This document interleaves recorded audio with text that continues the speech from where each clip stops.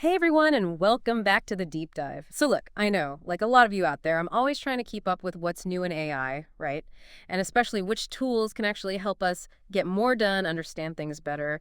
And today, we're going to dive deep, no pun intended, into a really interesting article from Tom's Guide. It came out pretty recently, March 27th, 2025, to be exact. And the author basically lays out why they've made a pretty big shift, going from mainly using ChatGPT to now really preferring Google's Gemini. But the goal here, and I want to make this clear from the start, isn't to say one is better than the other. It's to dig into the author's actual reasons for this change and then see what we can learn from that. Like, what are the practical takeaways here for all of us? Yeah, I totally agree. I think getting these real world experiences, hearing from actual users, it's so valuable because it goes beyond the hype, the theoretical stuff, and gets down to like the everyday reality of working with these tools. Exactly. Yeah. So, okay, let's jump right in. The first big reason this author gives for switching is that Gemini, to them, is a smarter chatbot. And that comes down to what they call the context window, which, to put it simply, is like the AI's short-term memory, how much information it can juggle at once during a conversation or while it's doing a task. Right. And the difference here is, well, huge. The author points out that Gemini 1.5 Pro has this massive 2 million token context window, while ChatGPT Plus is limited to 128,000 tokens. Even other Gemini models like the 1.0 Flash still come in at a very impressive 1 million tokens. So that's a big gap. Yeah, huge. So to make that a little more concrete, the author translates this into pages, basically. Like, Gemini Advanced can handle about 3,000 pages worth of text at once, and ChatGPT Plus, well, it's a lot less. But here's where it gets really interesting. The author actually gives examples of how this affects their daily work. They talk about summarizing documents way faster, being able to analyze these giant data sets without the AI losing track of what it's already seen, and even just remembering details from earlier on in a long conversation. For anyone who's tried to use these tools for complex stuff, that's a game changer. Oh, absolutely. Think about it. How many times have you had to break down a project into tiny pieces because your AI tool kept forgetting what you were talking about a few steps back? This is like saying, okay, that limitation is gone, at least for many types of work. It's a whole new level of analysis and thinking. Exactly. All right, moving on to the second advantage the author highlights, which is how their workflow has improved thanks to how Gemini is integrated with Google Workspace. And, to be fair, both Google and OpenAI, through their partnership with Microsoft, are putting a lot of effort into bringing AI into our everyday tools like email, documents, all that. But the author really emphasizes that the feel is different. Yeah, it's interesting, right? They specifically say Google's integration feels, I'm quoting here, far more holistic, like it's actually woven throughout the Google ecosystem. Yeah. And they compare that to Microsoft's Copilot integrations, which they sometimes feel are more like these separate add-ons, not truly built in. Right, and they give a great example to show what they mean.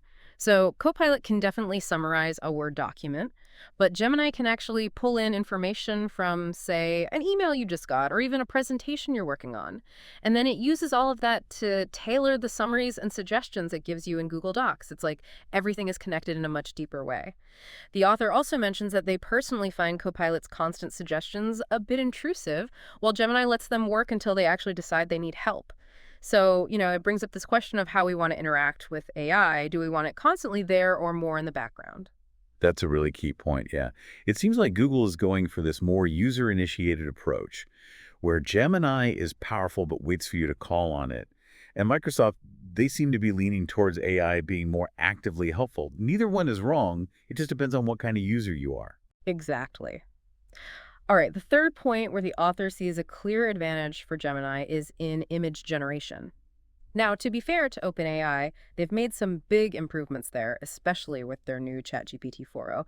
But this author, their experience has been that ChatGPT 4.0 is still kind of hit or miss. Like, it doesn't always deliver those really realistic images, even when the prompts are pretty simple. Yeah, it's a good reminder, right? That image generation, even with all the progress, is still really complex. It's not easy to get an AI to perfectly understand what you want visually from just text. Consistency is still a challenge. Oh, absolutely. Now, in contrast, the author had a much better experience with Gemini 2.0 Flash Experimental. They were really impressed with how realistic the images were. In fact, they said, and I'm quoting again, there really is no comparison to ChatGPT 4.0. So, that's a pretty strong statement. It is, yeah. And it shows that even within the same category of AI, the quality can vary a lot. And who's leading the pack? Well, that can change quickly. Okay, the fourth reason, and this is one the author seems super excited about, is NotebookLM Plus. They actually call it a game changer, no hesitation. So, for those who haven't heard of it, think of it as a super smart data warehouse. It can take tons of information and then turn it into audio. It's like having a research assistant that can not only find stuff for you, but also summarize it all in a way you can listen to. Yeah, the shift towards audio is really interesting, and the author really points out that the plus version of Notebook LM removes a lot of the limitations that the free one has. So Hmm. you can work with way more data, do more in-depth research, and get more output. And the use case they give is really compelling. They talk about using it to create like daily virtual podcasts on all sorts of topics. So instead of spending hours reading news articles or reports, they get this audio summary. They even mention that you can customize the AI's style and that there are tools for collaboration. The author clearly feels like this feature alone makes a huge difference for anyone who deals with a lot of information. It could be a completely new way to learn or stay updated. Absolutely. It's like AI is helping us break free from always needing to read everything. And that opens up so many possibilities. Like you can learn while you're doing other things, like commuting or exercising. Exactly. Now, the fifth key advantage the author points to is superior multimodal understanding. That's a mouthful. But basically, it means Gemini can analyze information from different sources at the same time. So, not just text, but images, even videos. Right. And this ability to handle multiple types of information, it's built into how Gemini works. It's not an afterthought. And the author gives some really cool examples, like you can take a picture of a plant in your yard, upload it, and Gemini can tell you what it is. Or you can take a photo of a document and it can read the text in it. It's about AI being able to understand the world more like we do, using different senses. Right. And while ChatGPT is getting better at that kind of thing, the author's experience is that Gemini just does it more smoothly, more efficiently. Like it just feels more natural. So, for anyone who works with a mix of text, images, videos, that could be a big deal. Yeah, it's a step towards AI that's less limited by the format of information. It's more adaptable, more versatile. Okay, last but not least, the author mentions a kind of bonus reason, and that's how well Gemini is integrated with Google Search. Obviously, as a Google product, it has that tight connection to the search engine, and the author found that to be a real advantage. Yeah, it's logical, right? Yeah. Being able to tap into Google's massive index of online information means you can get real-time data and synthesize it incredibly quickly. That's super valuable for anything that requires up-to-date info, research, that kind of thing. The author specifically mentions using it to quickly check facts or get summaries of current events without even leaving Gemini. They basically conclude that having that direct link to Google search just makes their whole research process way smoother. Yeah, I mean, for tasks where staying current is crucial, having that connection to a powerful search engine is huge. It's like having the world's biggest library at your fingertips. So, to wrap it all up, this author's switch from ChatGPT to Gemini boils down to a bunch of factors, right?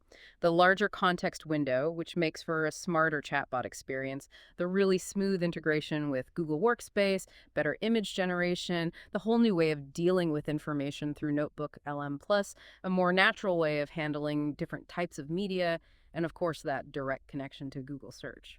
Right, and I think it's important to stress again that both of these are really powerful tools. Which one's best for you depends on what you need to do, how you like to work, all that. But this article gives us a really valuable look into what makes Gemini stand out, at least for this particular user. It shows how these technical details, like the context window or how multimodal input is handled, actually make a difference in the real world. Totally agree. And that brings us to the question we want to leave you with today. Think about what you do every day, the kind of information you work with, your workflow, and then ask yourself which of these advantages of Gemini seems most relevant to you right now? Like, could one of these features change how you approach your work, your learning? It's something to really think about as we all navigate this rapidly changing world of AI.